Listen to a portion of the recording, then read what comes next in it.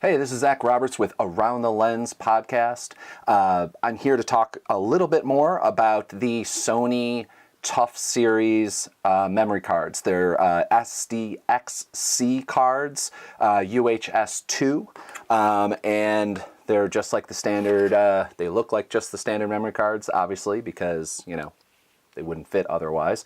They work with every camera I own. I don't know, again, why there would be any differences. I guess if you have a really old camera that doesn't take SD XC, only takes SD HC, though I'm not even quite sure that how the backward compatibility works, so I think that they would work anyway. At least in my experiences, I've never come across a card that it wouldn't work in. I said before in the last video that I did about these, which was kind of the open box conversation about them, that already I was wowed by them, just by the, I don't know if you can hear the sound, the fact how solid they are versus the memory card. I know that's just a stupid thing. I've talked to a lot of photojournalists who are like, well, I've never had one break before. And I just have to say, good for you. I've had a ton break, and I know a lot of other people have had just them break over the time period, and just the wear and tear of, you know, putting them in and out of memory card slots, because the difference between having the plastic ribs here and like on the Sonys here, there is nothing. And you can refer back to my last video, and I have a lot of macros and close-ups of what they look like, and what they shot. So my initial assessment was correct, dead on. As long as I have cameras with SD cards, I am moving over to these Sonys. I really love these cards, not only because they're faster, which, yes, it's an unfair comparison to compare the, which is why I'm not doing a straight-on comparison between like the Extreme Pros, which is what I've been shooting with which have a 95 megabyte write speed.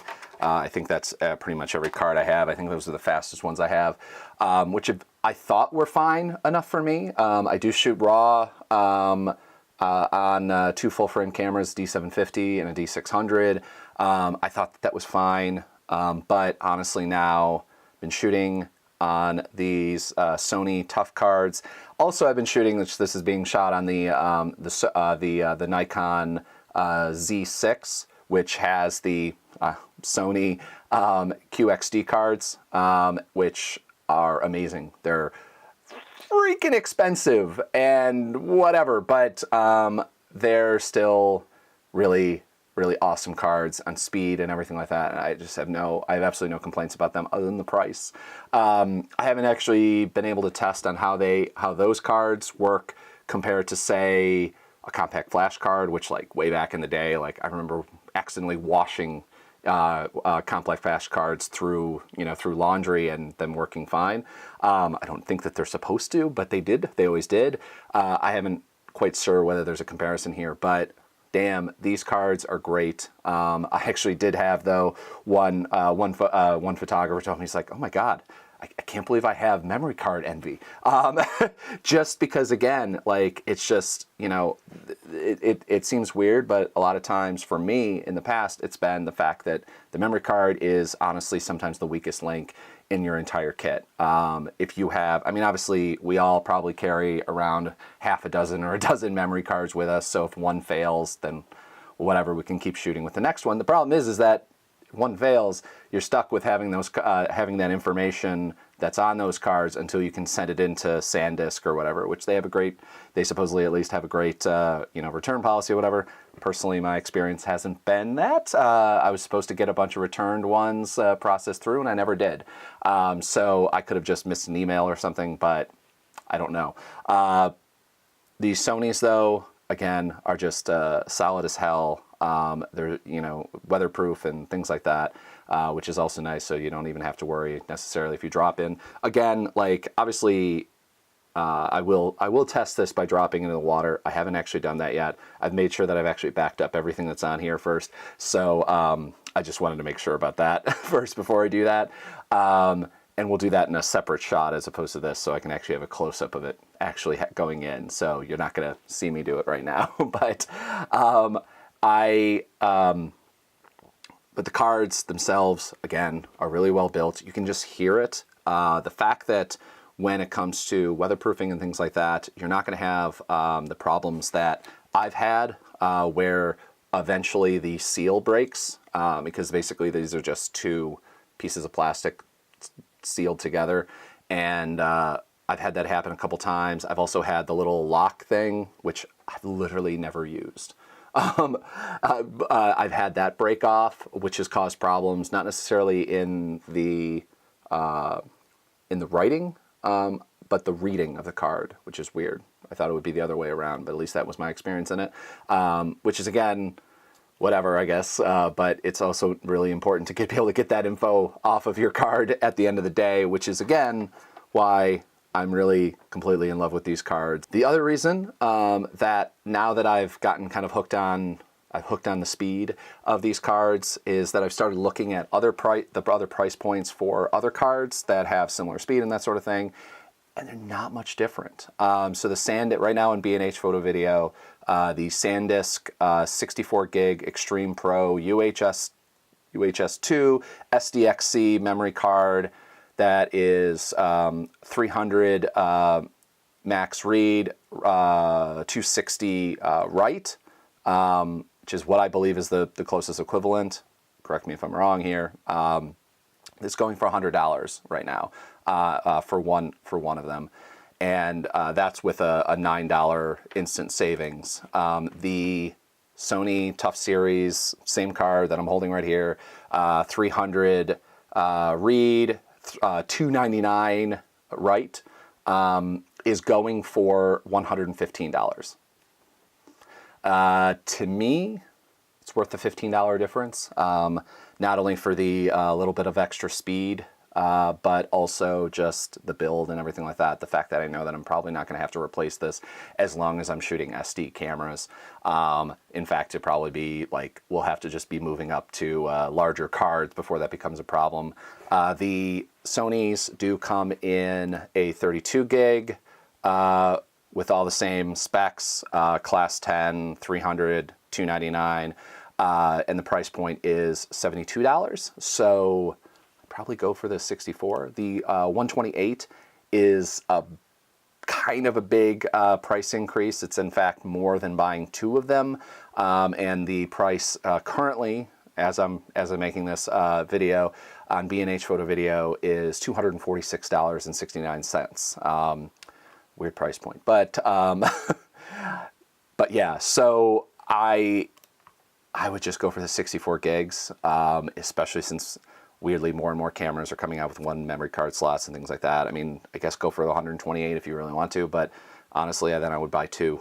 Even if you're shooting a lot of 4K video, then I think 64 gigs for DSLR models at least is usually relatively fine. I know I have 120 gigs on my Nikon Z6.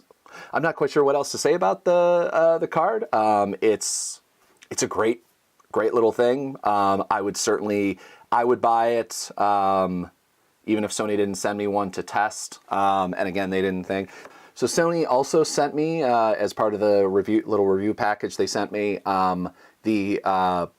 the Sony UHS2 SD card memory reader. It's the manufacturer, if you want to search it, is MRW-S1. That's what it says on the back of the device too.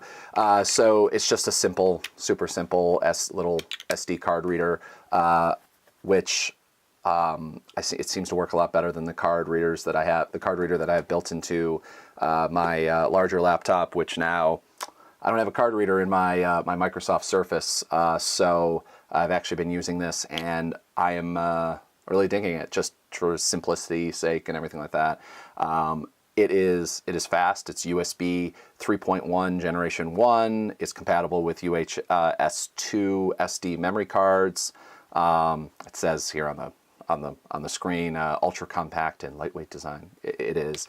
The biggest thing is honestly it's also pretty solid. I have Of course, I don't have the other ones around with me when I look. I have other ones that are super cheap ones, and they suck and they break. Like sprockets or sprongs or whatever the hell on the inside break because they're cheap. But this is also cheap. This is $25. At least on B&H's site. I have not. I don't know if it's available in like Best Buy stores and that sort of thing. If you don't have an SD card reader, if you just need something in the backup, I would certainly go for this.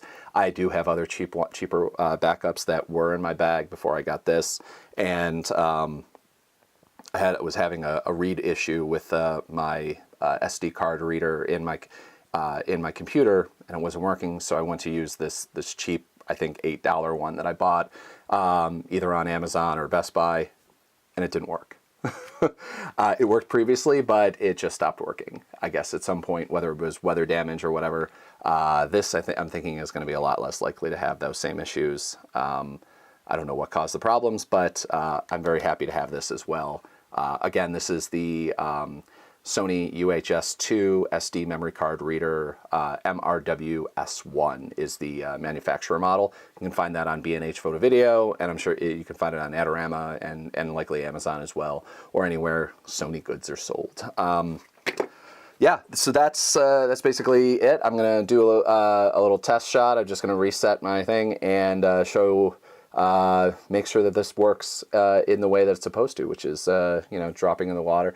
I don't know if they actually make this claim or not, but it's weatherproof, and I think one of the best ways to test on whether something's actually weatherproof is actually testing it in intense situation, like a drop into a glass of water. Okay, so let's test it. Here's the card.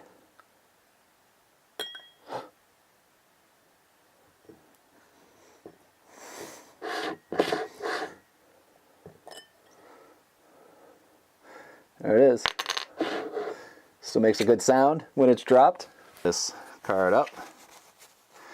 The only reason I'm really making sure it's dried really well is so that when I put it in my camera, no water gets in there too, which is something that obviously if you ever get your card wet, I highly recommend doing. So yeah, label's still on fine. Not that I wouldn't expect it to be. Oh.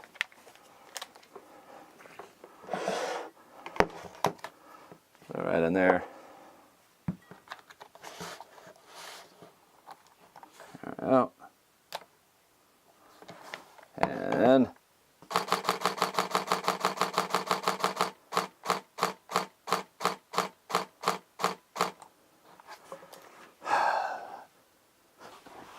not exactly the best photos, but since I was aiming at my wall, but everything looks fine. So I guess it passes the test.